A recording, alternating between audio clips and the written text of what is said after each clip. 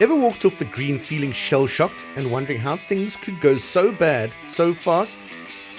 Holes 1 and 2, I followed the plan and kicked some honey buns.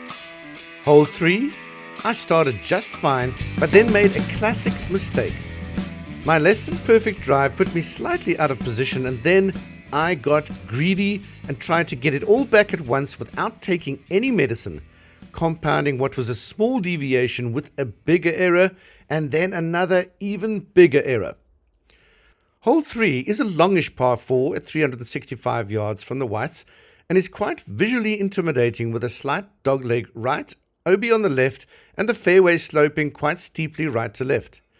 It is stroke 5, however, probably also because the uphill approach to the green is narrow, protected on the right by large trees and on the front left by a bunker. To make matters worse, the green is fast and undulating, testing your putting skills to the limit if you're not able to land close to the hole. But I have a good plan. Firstly, aim left off the tee for my fade, avoiding OB and getting a nice lie on the fairway for the second shot. I know enough to avoid the hero approach shot into this green, which is actually just stupid for someone with my skill level.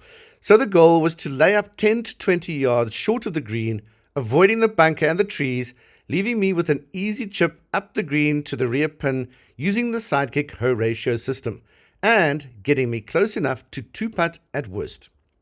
This would limit my downside to a 6, which is par on the sidekick scoring scale, with a high probability of a 5 and even a chance of a real par on what is a challenging hole. Well, that was the plan, but here's what happened. I'm teed up nicely and into my pre-shot routine, focusing on my target towards the left goalpost, so all good there. What a view, eh? I'm trying to settle on a pre-shot routine that works for me, and it is definitely helping me settle myself before the shot. Here comes the swing, and, well, the drive was okay. I certainly avoided the OB left, but my natural fade has turned into more of a spinny flare, going 40 yards right of my target line and into the light rough. The resulting position has put the small trees between me and the planned layup position in front of the green. So this is what us players call an oopsie, or being out of position, because we do not have a clear next shot. But here is where I made my first mistake. I refused to accept that I need to get back in position and pulled my 4-iron with the idea of punching it low under the trees and getting as close to the green as possible with this longer club. This would still then give me a chance of chipping on with my third. But of course, that did not work out as planned. The low punch certainly kept the ball low, but with the open club face, the ball turned right back into the rough, getting caught up in the thicker grass and only going about 80 yards. This has left me just on the fairway, but on the right, and I'm still 130 yards from the front of the green. Remember, the plan had been to be about 120 yards further down the fairway at this stage, somewhere up there. But I can see the green, and I know that if I hit my 8-iron with that little draw I normally have, I can still be on for 3, maybe even close enough to par the hole, or at least save the bogey. These, of course, are the thoughts coursing through my cocky brain. But in reality, the opening is only about 20 yards wide, and my shot dispersion at this distance is almost double that. So going for the green here was not smart.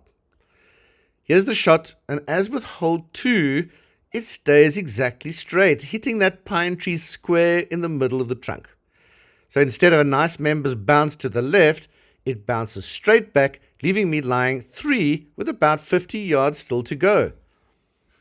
The lie is okay, if a bit tight for the rough, and the distance is good for a half shot with a sand wedge, but this is now my 4th shot, and to be honest, I'm a little bit rattled. I am a bit concerned about that overhanging branch as well, but I don't have a long chip in my bag, and I'm still hoping I can get close enough for the pitch to save the hole to some degree. The swing is good, and I avoid the branch, but in hindsight, I can see I did not align properly and was aiming too far right, so I'm still only on the fringe. Now, that's just carelessness creeping in. More importantly, 30 feet on this green is a long way, and the putt has to get up and over a slight ridge with a right to left slope. I read the slope correctly, but don't give it enough and leave it 7 feet short with the darn slope still right to left.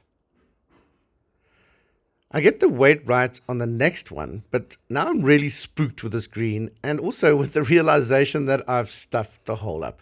So I overcompensate, leaving me with a final tap in for a total of 7 and a shell-shocked expression on my face. So, what can we learn from this? There's one main lesson to be learned here, and even though I made several smaller mistakes, this big one is the real takeaway. Take your medicine, Ian, and get back on plan, even if you have to accept an extra shot. And even then, it's not likely going to be a whole extra shot, because if at any time I'd got back onto the left of the fairway, I would have had a much easier time laying up more accurately with a shorter club, just short of the green, leaving me with an easier straight uphill chip with a lot of green to work with and no undulations to deal with. This would have saved me from hitting the tree, from ending up on the right fringe of the green, from putting across the ridge, and pretty much guaranteeing then nothing worse than a 6 with a 5 still being possible if I got up and down with a straight uphill putt. I played the hole again this last Sunday, using nothing longer than a 6 iron with a completely different result. If you don't want to miss what happened, then please do subscribe and don't forget to tap the bell. In the meantime, if you want to see how I handled this emotional train smash on the next hole, which is a beautiful par 4 with some interesting features, watch this next video.